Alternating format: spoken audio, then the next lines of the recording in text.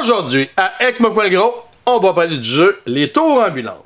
C'est un jeu de Wolfgang Kramer et de Michael Kessling. C'est de la compagnie Oya. C'est un 1 à 6 joueurs, c'est un 8 ans et plus. Une partie dure environ 30 minutes. Et notre édition date de 2021.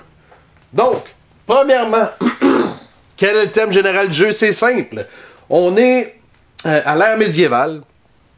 Et vous voulez apporter tous vos sorciers vers le donjon et remplir des fioles de potions magiques. Comment gagner la partie? Et c'est pas à peu près la même chose. Le premier joueur qui réussit à rendre tous ses sorciers dans le donjon et qui réussit à remplir toutes ses fioles, eh bien, c'est lui qui va gagner la partie. Qu'est-ce que le jeu contient? Eh bien, on a le board central, qui est comme un casse-tête qui va s'assembler, qui est en 4 morceaux. On a le donjon, on a toutes les tours, on a des cartes, on a une pile de sorts, on a le blason premier joueur, on a un dé, et on a des fioles et des sorciers de différentes couleurs. Maintenant, comment c'était la partie? C'est simple. Vous allez setter le jeu comme ceci. Donc, vous allez l'assembler en 4 pièces. Ensuite, vous allez prendre le donjon que vous allez mettre sur sa case départ ici. Et ensuite, vous allez disposer toutes les tours par la suite. Les tours, on a deux types de tours. On a des tours avec blason et sans blason. Eh bien, vous allez les alterner en commencer par une tour avec blason. Donc, avec blason, pas de blason. Avec blason, pas de blason. Etc., etc. Comme ceci. Une fois que c'est fait, vous allez prendre la pile de sorts et vous allez sortir seulement celui avec la tour déplacement plus 2 et le petit bonhomme déplacement plus 1. Ce sont les deux sorts qui vont être actifs lors de votre partie. Les autres sorts vont servir pour une variation, une variante plutôt qu'il y a dans le jeu, qui s'appelle Maître Sorcier, qu'on ne parlera pas pour le moment. Une fois que c'est fait, vous allez donner le blason premier joueur au premier joueur, et chaque joueur va prendre un nombre de sorciers et un nombre de fioles selon le nombre de joueurs que vous êtes. Par exemple, si on joue à 5 joueurs, eh bien on va prendre 3 sorciers et 4 fioles. Donc, je prends mes 3 sorciers, je prends mes 4 fioles. Ce qui veut dire que mes autres bonhommes qui restent, oubliez-les, on ne les prend pas pour le moment. Je mets ça de côté. Les fioles que vous mettez devant vous, mettez-les de ce côté-ci, pour dire qu'elles sont vides. Parce que le but du jeu, ça va être de les remplir. Comme ceci. Ensuite, vous allez prendre les cartes, vous les brassez et vous en remettez 3 à chaque joueur. Les cartes doivent rester cachées. Une fois que c'est fait, il va nous rester seulement qu'à placer les bonhommes ici. En début de partie, les tours vont avoir un nombre de bonhommes selon ce qui est écrit sur la tuile. Qu'est-ce que je veux dire par là? Si on regarde les tuiles comme ceci, on a des petites gouttes. C'est ce qui va nous dire combien de bonhommes vont être dessus au début de la partie. Donc pendant le setup. Ce qui veut dire que, présentement, mon premier joueur va commencer en mettant son bonhomme sur la première tour. Le deuxième va faire la même chose, le troisième aussi. Mais comme on l'a vu, sur cette tuile-là, il y a 3 gouttes, donc c'est pas plus que 3 bonhommes pour le début de la partie. Donc, on va alterner comme ça, jusqu'à temps que tout le monde ait mis tous ses bonhommes. Ça devrait logiquement ressembler à ça.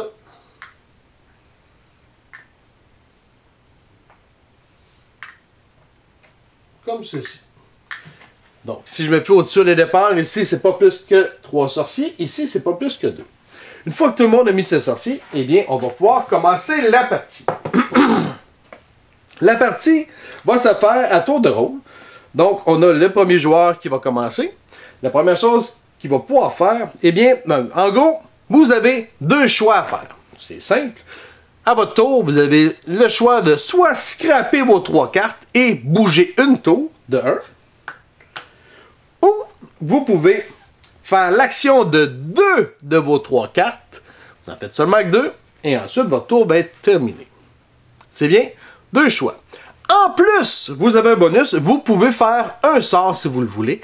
Si vous êtes capable de payer son coût, vous pouvez faire un sort par tour n'importe quand. Je vais y revenir tantôt.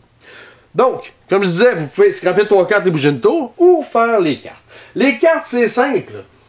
Sont tous faites dans le même moule pas mal. Soit vous pouvez bouger un sorcier, comme ceci. Je pourrais bouger un sorcier d'1. soit vous pouvez bouger une tour, comme ceci. Donc ici, je pourrais bouger une tour de 2. Ou bien, vous avez le choix. Soit vous bougez une tour de 1, ou vous bougez un sorcier de 5. Donc, c'est le choix que vous avez à faire. Vous allez avoir des cartes avec des dessins de dés. Comme ceci. Comme ceci. Elle, ce qu'elle dit, c'est que vous allez pouvoir bouger un sorcier selon ce que vous allez brasser sur le dé. Donc, vous brassez. Le dé vous donne 4, ce qui veut dire que vous pouvez bouger un sorcier de 4. Par contre, si vous regardez, il y a 3 dés en dessin. Ce qui veut dire que vous, le 4, ça ne vous tente pas, vous pouvez brasser. Ah, 3, ça ne me tente pas non plus. Je peux brasser comme ça jusqu'à 3 fois. Par contre, le dernier, j'ai pas le choix de le prendre. Donc là, j'ai pas le choix de bouger un sorcier de 2. C'est bien. Maintenant, quand vous avez un ou l'autre, comme je disais tantôt, comme ici, c'est une tour de 4 ou un bonhomme de 2, c'est un ou l'autre, c'est pas les deux. Vous devez faire un choix. C'est bien? Donc, comme je reviens à ce que je disais, vous avez 3 cartes. Si vous voulez, vous pouvez en jouer 2. Et ensuite, votre tour va être terminé. Maintenant, comment ça marche pour bouger? Si vous devez bouger un sorcier. Les sorciers, si vous devez bouger selon votre carte, un sorcier, admettons de... Bon, mauvais exemple. Un sorcier de 4, eh bien, vous ne pouvez pas le bouger de 2. Vous devez absolument tomber à 4. Donc, s'il est ici, je bouge de 4. 1, 2, 3, 4. Tout simplement. C'est bien? Admettons, le but, c'est de rendre nos sorciers dans le donjon. Si mon sorcier est ici et je dois le bouger de 4, ça fait 1, 2, 3, 4. Je passe par-dessus. Je ne peux pas arrêter directement dedans. Je dois absolument faire le montant qui est écrit sur ma carte. C'est bien? Pour ce qui est du donjon, je vais y revenir. Tout ça pour dire que vous n'avez pas le choix d'écrire, de bouger selon la carte. Maintenant, sur une tuile, au départ, on avait le nombre maximal de bonhommes, mais pour le restant de la partie, le maximum de sorciers qu'on peut avoir, soit sur le haut d'une tour ou sur le sol, ça sera 6 tout le temps. On ne peut jamais dépasser 6. Donc ça, c'est pour bouger un sorcier. Pour bouger une tour, eh bien, une tour, c'est simple. Si, admettons, je décide de bouger une tour de 4, je pourrais décider de prendre celle-ci et de la bouger de 4. 1, 2, 3, 4. Comme ceci. Tous les bonhommes qui étaient dessus, comme vous le voyez, ont suivi la tour. Mais je viens d'emprisonner 3 bonhommes. Ce qui veut dire que ces 3 personnes-là ne peuvent plus bouger leur bonhomme avec une carte bouger le sorcier, puisque les sorciers qu'on bouge doivent toujours être visibles. Lorsqu'on emprisonne les sorciers comme ça, eh bien les joueurs emprisonnés, donc jaune, bleu et orange, vont remplir une fiole. C'est la manière qu'on a pour les remplir. Donc tout le monde qui est là, c'est-à-dire jaune remplit une fiole, bleu et orange aussi, comme ceci. Je vais y revenir pour les fioles tantôt. C'est bien? Si, admettons, vous bougez, comme ici, j'avais bougé une tour de 4, eh bien, je ne peux pas faire 1, 2, 3, 4. Nous ne pouvons pas placer une tour sur le donjon. Par contre, le donjon peut éventuellement finir sur une tour. Si le donjon finit sur une tour et que vous voulez déplacer, eh bien, vous pouvez déplacer la tour sans problème. C'est juste qu'on ne peut plus mettre de tour par-dessus le donjon. C'est bien? Donc, ça, c'est pour le mouvement de tour. Si je décide, admettons qu'on est comme ça, si vous devez bouger une tour de 2, par exemple, vous pouvez, si vous voulez, seulement prendre cette partie-là et laisser les autres là. Mais vous pouvez également prendre le paquet au complet. Il n'y a pas de problème à ce niveau-là. Chose importante, c'est lorsque vous kidnappez, ou plutôt lorsque vous couvrez des bonhommes, les personnes qui sont en dessous peuvent remplir une fiole. Donc ça, c'est pour le mouvement des tours. Admettons que sur une carte, vous pouvez bouger un sorcier de 3 et que, je sais pas moi, donc on est comme ça, et que moi je suis ici, puis je peux bouger un sorcier de 3, je peux pas bouger de 3 puisqu'il y en a 6 ici. Donc la carte, je peux pas m'en servir, ou je dois seulement la discarter et je peux pas faire son action. Et c'est la même chose pour les mouvements de tour. Si j'ai un mouvement de tour de 2, puis que toutes les tours sont ici, puis de 2 ça arrive là, ben je pourrais juste pas le faire. C'est bien? Maintenant, le but du jeu, ce que je disais tantôt, c'est de rendre nos petits bonhommes dans le donjon.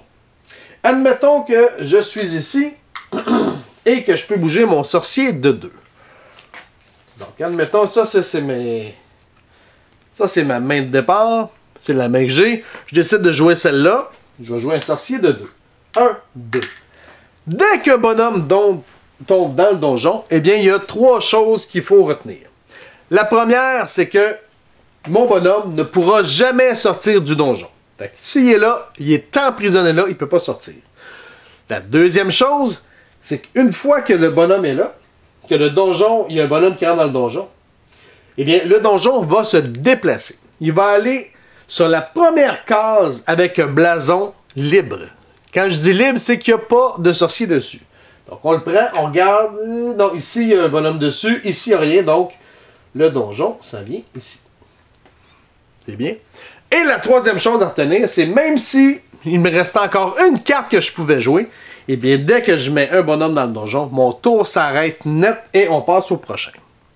C'est bien?